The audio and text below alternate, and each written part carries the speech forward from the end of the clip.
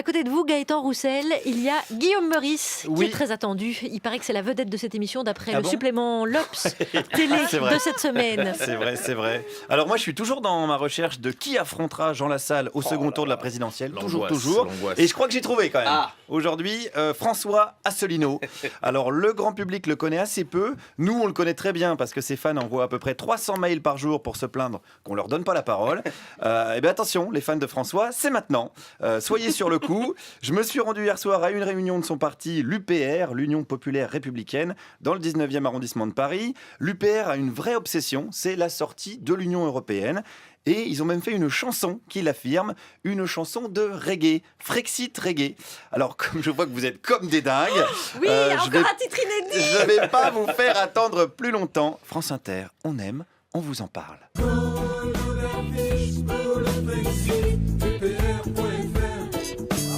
Sortir de la désunion européenne, de l'euro et de l'OTAN. Sortir de la désunion européenne, de l'euro et de l'OTAN.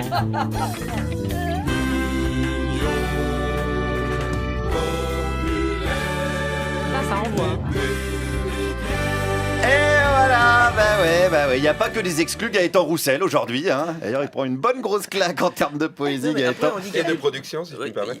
Ah oui, on dit qu'il n'y a plus de chansons engagées, mais je suis désolé. il y en a, Bien sûr, il y en a. heureusement que je suis là. Alors, j'ai rencontré évidemment l'auteur-interprète, c'est Jean-Jacques Mazur, et je lui ai posé la seule question qui s'impose à ce niveau-là. Jean-Jacques, pourquoi ?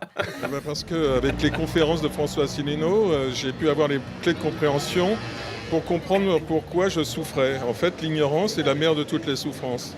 À partir du moment où vous êtes moins ignorant, vous souffrez moins. C'est François Asselineau qui vous a sauvé ? C'est comme un docteur, en fait. Docteur François. Alors, à mon avis, il l'a soigné quand même avec une bonne dose de ganja, ce qui explique la musique et les paroles. D'ailleurs, est-ce que François Asselineau est pour la légalisation du cannabis ? Impossible de savoir parce que François, il propose de sortir de l'Union européenne, mais après, c'est pas très très clair.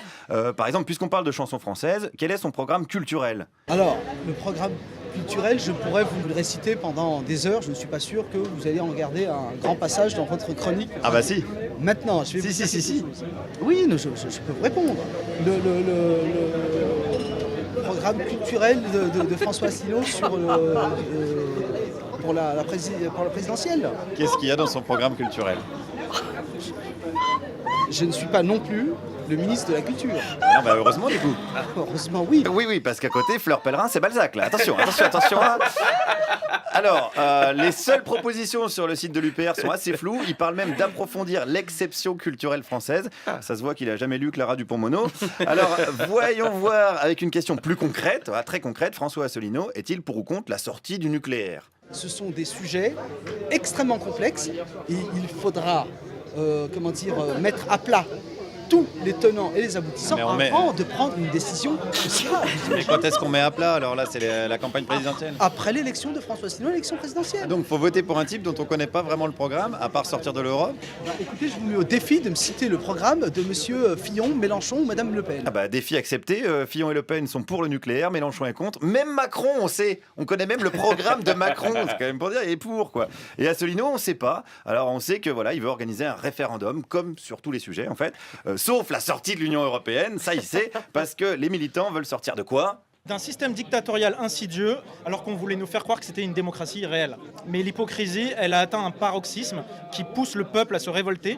Et la vraie puissance qui va lutter contre Satan, c'est justement le peuple. Ah, voilà. Alors là, on commence à avoir un début de programme. Le peuple contre Satan. Ok, ça ressemble au programme de Jeanne d'Arc, mais au moins, ça commence à avoir un petit peu de gueule. Alors, poursuivons. Comment changer la société ? Par le programme qui sera réalisé par M. Asselineau, qui sera bien évidemment élu en 2017. Ça, on le sait très bien déjà, à l'avance. On est sûr de ça ? Oui, tous les autres, ils sont morts, c'est terminé. De toute façon, vous êtes ils quand même sont optimiste. maudits, ils sont condamnés à l'enfer, mais le vrai. Mais un enfer pire, en fait. Et c'est Cthulhu, le démon de Lovecraft, qui va les condamner. Ah oui ? Ah oui, ça c'est complètement sûr. Lovecraft l'avait prédit bien avance parce qu'il est un peu visionnaire. Sauf que là, ça va passer à la réalité. Voilà. Alors, c'est plutôt Lovecraft, leur référence, un auteur de science-fiction, donc, ce qui explique sans doute qu'il voit... Ici. Voilà, Clara Dupont-Mono en avait parlé brillamment. Sans doute ce qui explique qu'il voit Asselineau gagnant, en fait. C'est de la science-fiction. Alors, j'ai pas pu rester plus longtemps autant avec mon nouvel ami parce qu'un monsieur est venu me dire que ce serait mieux si je lui parlais pas trop en fait. Et ce monsieur, c'était qui ? Eh ben, c'était Jean-Jacques, Jean-Jacques, le compositeur de reggae. Alors pourquoi Jean-Jacques ? Quand on veut briguer ou soutenir un président de la République, il faut quand même rassurer la population sur le fait qu'il est soutenu par des gens qui sont capables d'articuler leurs idées de manière raisonnable. Et des fois non, du coup. Ouais, voilà, ça dépend. La société est en crise. Il y a quand même un gros pourcentage de Français qui sont sous anxiolytiques. Oui. C'est possible qu'il y en ait un bon paquet à l'UPR. Alors, comme cette chronique va me valoir environ 600 mails de protestation, je vais vous laisser pour aller répondre à tout ça. Mais de manière, attention, tout à fait zen. J'ai même envie de vous dire en écoutant un bon reggae. Le Frexit, vite, le Frexit, vite, vite, le Frexit. Oui, alors pas trop longtemps, ça va aller. Merci. Ah, moi j'aime beaucoup le franciscain qui parle de maudit, de Satan. Ah, je sais qu'il vous plaît. Ah, ça y est, il y a une électrice de plus. Allez, On est hop François là. Asselineau. Gaëtan Roussel. D'abord, merci Guillaume Meurice. Je vous en prie, à votre Quand même, service. vous avez des soirées passionnantes. Tout On à a fait, très je envie de rencontre passer la France. des soirées avec vous, ça donne envie.